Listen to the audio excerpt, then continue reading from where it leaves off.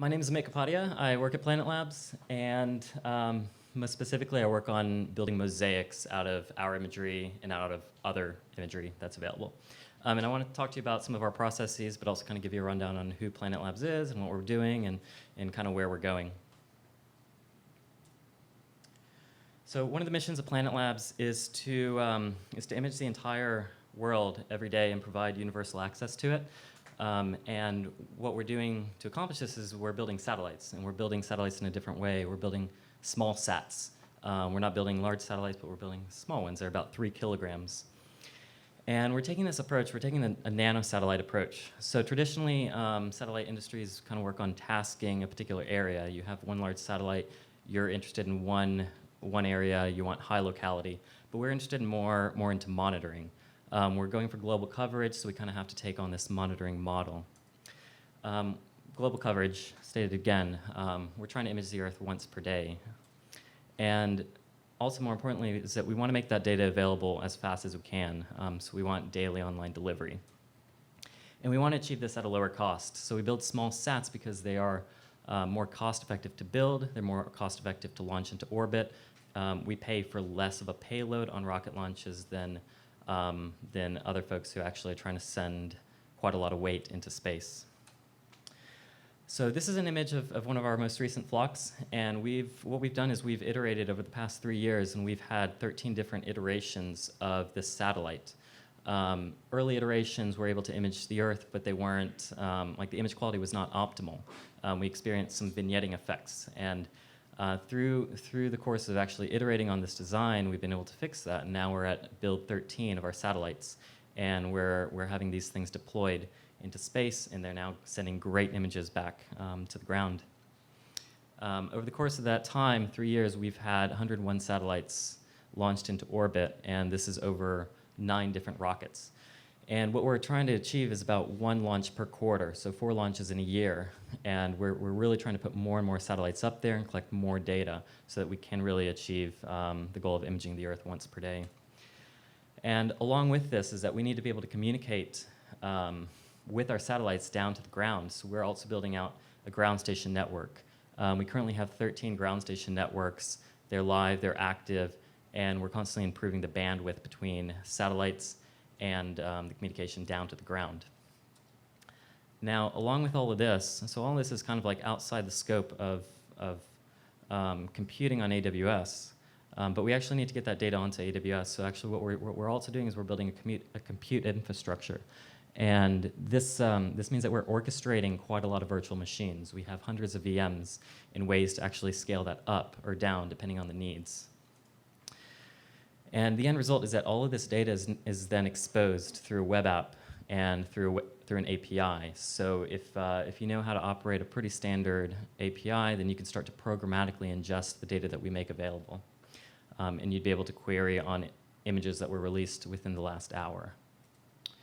Now, about a year ago, we had one of the initial telescopes take this image of New Orleans, and the telescope is called PlanetScope 0, and we've iterated twice on that. There were some flaws in the initial design, but within about a year's time, we've been able to take this image of New Orleans and increase the resolution and increase the signal-to-noise ratio. And now, within 1 year, we've been able to improve to that scale. And every time I go into work, I actually see new images come down, and the signal-to-noise ratio is always going higher and higher and higher, and it's really exciting to be in one of our chat rooms and have these images passed around. These images are only getting better, and it's really exciting to actually see this stuff. So how do we actually use AWS? We're a spacecraft company. We're also a software company. So what is it that AWS is helping us do? We store all of our imagery on S3, and S3, many of y'all have heard today and probably in your work. It's a great storage unit. So what we do is we actually store about 1 terabyte of PlanetScope imagery every week, and this number is only going to be growing as we get more satellites into orbit. We're also ingesting about 6 terabytes of landsat imagery every week, and this is part of the open data initiative that Jed has really steered, and he's footing the bill for the S3 costs, but we're helping him put those images onto S3, so it's going through our job system. We're communicating directly with USGS servers and pushing it onto onto Amazon. And also recently, Planet Labs acquired the Rapid Eye constellation from Blackbridge, and now we have more satellites, and all of it is in the mid-resolution range. And much of their data was actually in cold storage, so we're starting to pull that data off of cold storage, and so far we've moved to 60 terabytes in a matter of a couple weeks. So kind of dig in a little bit more into Landsat 8 on S3. We're ingesting about 6 terabytes per week, and we're always communicating with USGS APIs. Every couple hours, we ping them, we figure out what new scenes are available, and in a very short time span, we make that available in S3. So every end user, whether it's Mapbox, MathWorks, Esri, AstroDigital, you're seeing these scenes appear on S3 at a very, very fast rate. And one thing that this does is that even though we have programmatic access to this data, not everybody has programmatic access to that data, but by putting it on S3, we now make a public data set programmatically accessible. So these are two very important points because you can build some great applications with that programmatic access. Now, Rapid Eye on S3, so this is actually kind of a nice story. So we've moved about 30 terabytes from cold storage. This is imagery that was sitting in an archive, sitting on tape drives, and we've now moved 30 terabytes off of that. And we're going to be continuing to move more and more of that data onto S3. We've been working by shipping hard drives directly to AWS and having them upload them. But recently they announced this new project called Snowball, which lets you actually ship this travel case, which is effectively a hard drive. And we're looking into using that, and it's going to offer about 50 terabytes per shipment. So we just kind of need to figure out how to put more than 50 terabytes on a couple of those. And we've also moved about 30 terabytes from the Firehose. So this is imagery that's coming down from the Rapid Eye constellation every day. We're putting that onto S3. And one of the benefits of this is that some of the tools that we have available, we have some command line utilities, some clients to access our API. And this is an example of how you can now access that Rapid Eye imagery using that. This is a case where we have, for instance, an area of interest, let's say Washington, D.C., and I'm specifying that I want the scene type Rapid Eye, and I can get that metadata really fast now.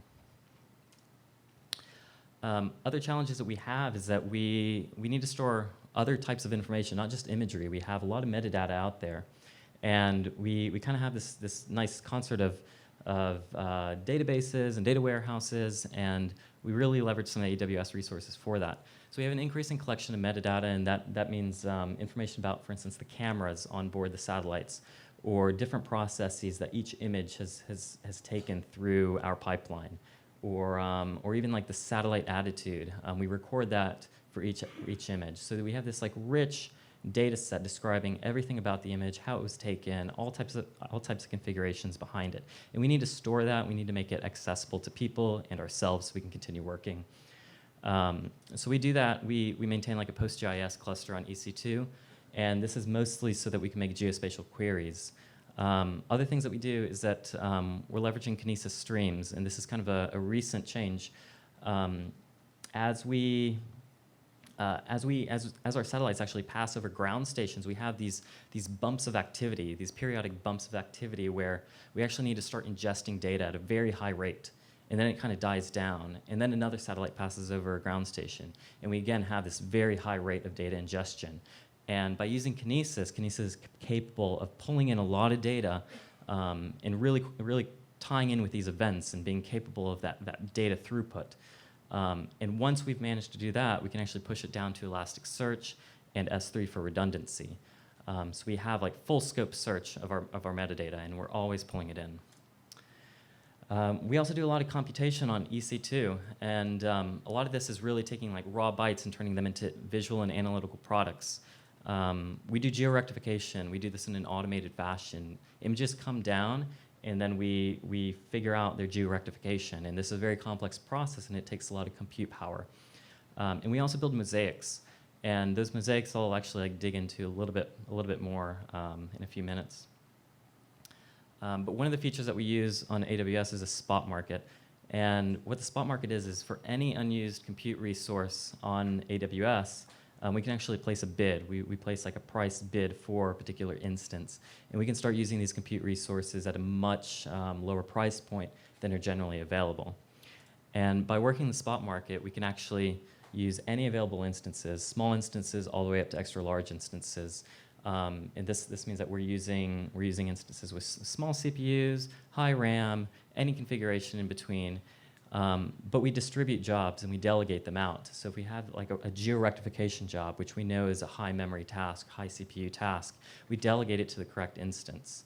And by working this out, we can actually start to, like, what we're doing is we're operating 2,000 of these virtual machines almost at any given moment. We work in a very elastic way, so we can actually tune this down when our job numbers are low, or tune it back up when it's very high. But this gives us a cost-effective way to actually crunch through a lot of data. Now, I want to talk a little bit about mosaics, because this is the area that I work in at Planet Labs. And one of the things that we're really trying to do is like build quality mosaics. This is probably like the one derived product that we do from our imagery. We're really trying to get our data quality up, but then this is that one derived product that we're producing. And we work with imagery. We work with like Landsat 8 imagery. We work with Planet Labs imagery. We work with Rapid Eye imagery. And we needed a flexible way to actually take any type of input, a very parameterized way to build a mosaic and crank it out and orchestrate all the computation that goes behind that. So what we did was we abstracted a little bit. We got this idea of a recipe. And we know that we can build mosaics from various parameters. We have like interesting parameters, might be like a start date and an end date. That might be interesting for seasonal mosaics. Let's say I want a winter mosaic using Landsat data, or a winter mosaic using PlanetScope data. I can then designate a region. This example actually specifies a GeoJSON location that happens to correspond to California, and that becomes a parameter in my mosaic. Digital elevation models become a parameter in my mosaic. So anytime we find that something that is parameterizable, we throw it into this mosaic definition. And by doing this, we can actually just execute a nice one little script. And here, what I've done is I'm executing a mosaic, and it just happens to be called Open California. And as soon as this goes off, it's taken by a job system, and all this computation happens. And it happens in a very elastic way. We start crunching through terabytes of imagery, like warping the imagery, compositing the imagery, tiling the imagery, and various processes in between.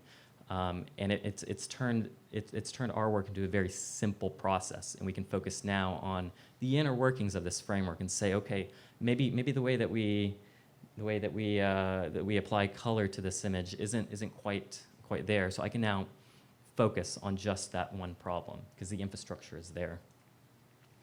And this is one of the end results. This is a mosaic of California, and this one used Rapid Eye imagery, and this is a product of all that compute infrastructure, a product of all of the mosaic infrastructure that's been built. And actually, what I want to do is I want to dig into this a little bit more. So these are actually seasonal mosaics, and this is seasonal mosaics of California. They go back from 2009 all the way up to current.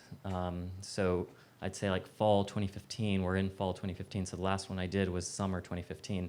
And you can start to see how California changes over time. And because this is a mosaic, and because it's been tiled up in a fashion that's explorable on a map, I can start to actually drill in and start seeing how California changes over the course of these 5-6 years. This is an example of Lake Trinity near Mount Shasta in Northern California, and it's a reservoir.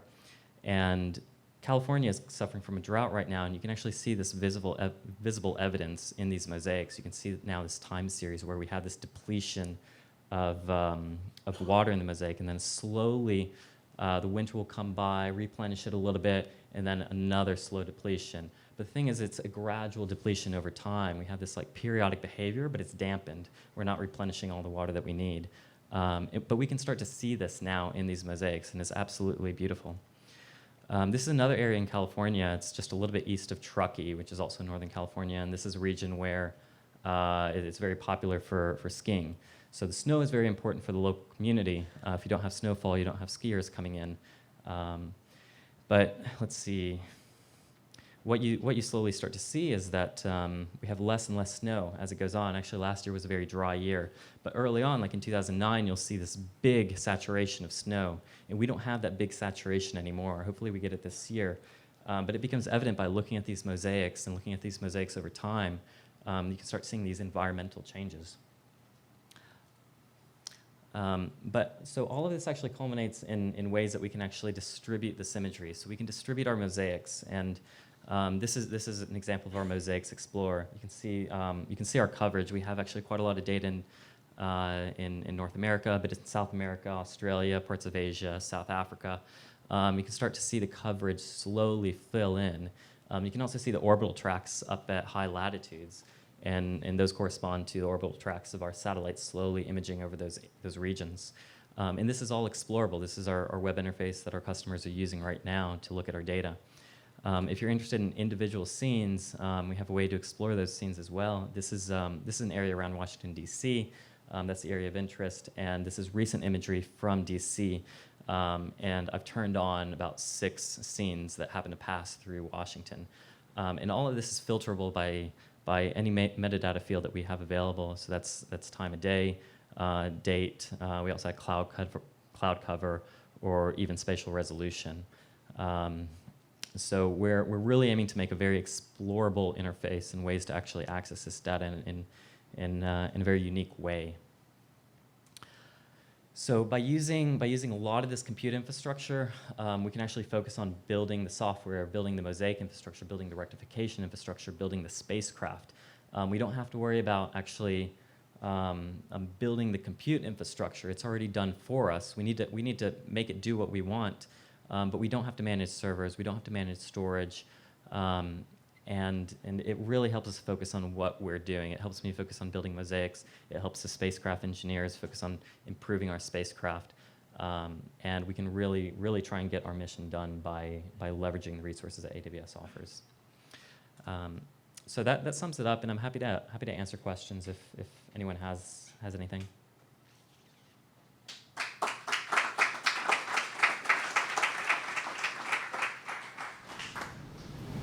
You mentioned you use kinesis. Do you have a fat pipe from these ground stations to every ground station to AWS, or some sites have different ways of delivering data before it gets ingested by the kinesis stream? Yeah, we don't have quite a fat pipe. I mean, every ground station is hooked up to is effectively hooked up to the internet, so we communicate that way. I don't know the bandwidth off the top of my head. But I'm assuming we get images down every day, so it's sufficient for our capacity right now, I know, and our future capacity at least a year in advance. Yeah. Great talk. Quick question. So of the 100 or so that have been launched, how many of them are currently operational? And also, when you make your mosaics, I imagine as the orbital decay, like it goes from 5 meters to 3 meters. One of the cool things about satellites is as they fail, they get better. Sort of. How do you deal with that with your mosaic? Are you upsampling them all to get them aligned, or is it kind of mismatch, or how are you dealing with that? Yeah, that's a good question. So people keep asking me how many satellites we have in orbit, and I really need to find this out. We have a couple dozen at the moment. Certainly not all the 101 are operational. Many of them have been decommissioned.